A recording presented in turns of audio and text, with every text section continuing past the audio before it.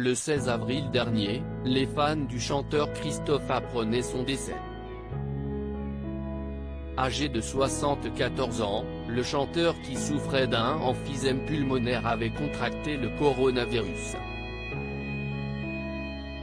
Après plusieurs semaines de deuil et de nombreux hommages, sa femme Véronique et sa fille Lucie ont décidé de vendre l'intégralité de l'appartement du chanteur, situé boulevard de Montparnasse.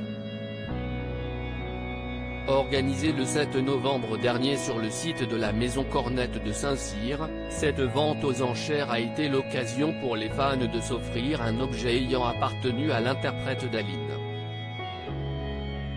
Selon Le Parisien, ce sont pas moins de 215 lots qui ont été mis en vente.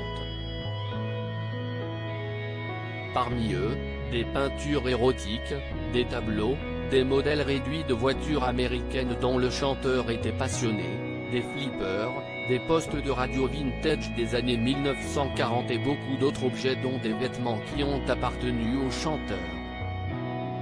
Si beaucoup d'objets ont trouvé un acheteur très rapidement, la guitare de Christophe, peinte à son effigie par Enki Bilal, a été victime de son succès.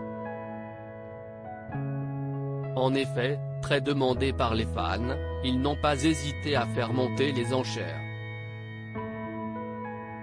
L'offre a débuté à 4 000 € pour finalement être adjugée à 25 000 €.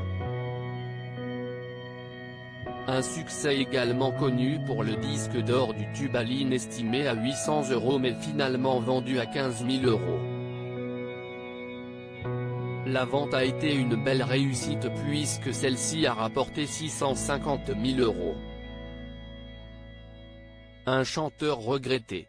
Le chanteur Christophe, de son vrai nom Daniel Bevilacqua, a débuté sa carrière musicale en 1965 grâce à l'énorme succès qu'a connu sa chanson Aline.